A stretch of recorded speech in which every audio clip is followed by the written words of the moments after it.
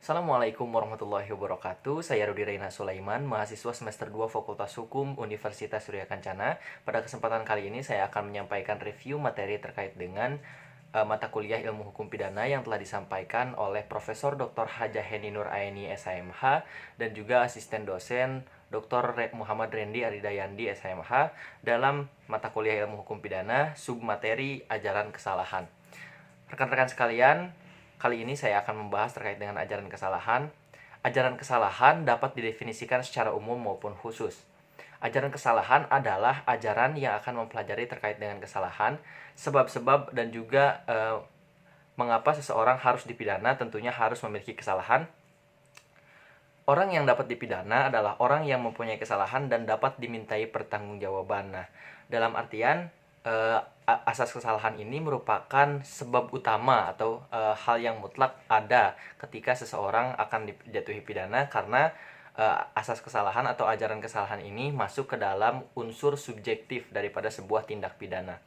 Rekan-rekan sekalian, ada dua pembagian dari kesalahan, dari ajaran kesalahan. Yang pertama ada kesengajaan, yang kedua ada kealpaan atau kulpa. Yang pertama ada kesengajaan atau dolus. Nah, kita akan membahas terkait dengan yang pertama terlebih dahulu, terkait dengan kesengajaan dalam kesalahan atau dolus.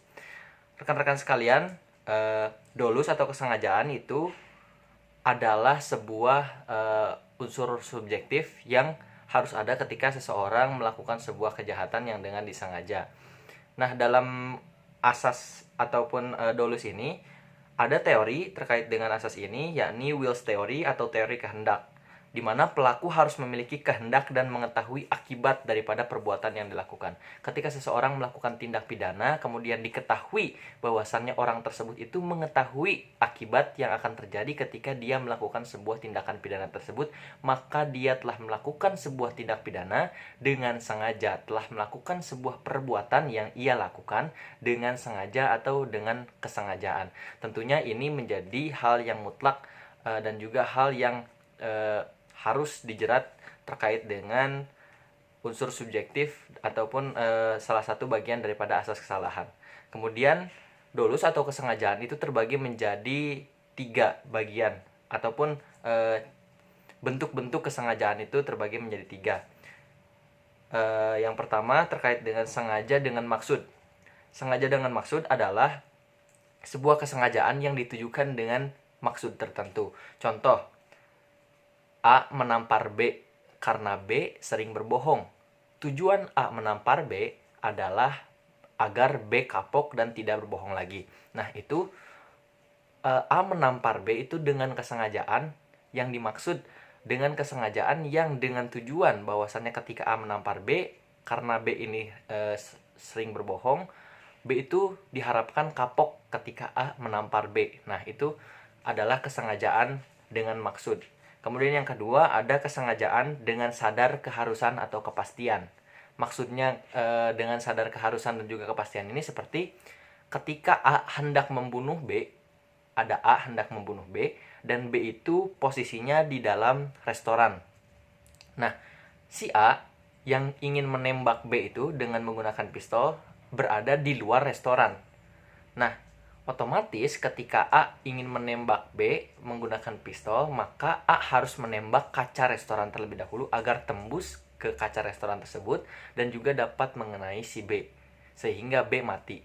Nah, yang dimaksud dengan kesengajaan dengan keharusan itu A hendak membunuh B, maka A harus merusak kaca restoran tersebut untuk dapat pelurunya agar dapat mengenai B. Nah, itu dimaksud dengan kesengajaan sadar keharusan atau kepastian. Jadi ketika A hendak membunuh B, maka pasti A akan merusak kaca restoran, pelurunya akan menembus ke kaca restoran sehingga mengenai B. Nah, itu terkait dengan kesengajaan sadar keharusan atau sadar kepastian.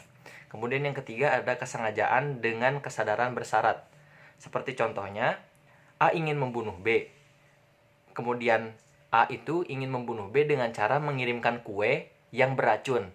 Nah, B itu tidak sendirian di rumah. B itu ada keluarganya, ada orang tuanya, dan lain sebagainya. Maka A sadar ketika A mengirimkan kue ke B yang sudah berisi racun, maka kemungkinan yang mati itu bukan hanya B, bisa jadi orang tuanya yang memakan kue tersebut, bisa jadi adeknya, kakaknya, dan lain sebagainya. Itulah yang dimaksud dengan kesengajaan dengan kesadaran bersyarat. Ketika A ingin membunuh B melalui kue yang diberikan racun, maka A juga sadar bahwasannya yang akan memakan kue tersebut bukan hanya B, tapi keluarganya pun, orang-orang yang ada di sekitar kue tersebut ada kemungkinan untuk mati juga. Sehingga ini dimaksud dengan kesadaran kesengajaan dengan kesadaran bersyarat. Demikian terkait dengan asas kesalahan atau ajaran kesalahan yang termasuk ke dalam unsur subjektif dalam pembahasan kita kali ini. Tentunya selanjutnya kita juga akan membahas juga terkait dengan asas kesalahan bagian culpa atau bagian kelalaian atau kealfaan. Demikian rekan-rekan sekalian, terima kasih and cheerio.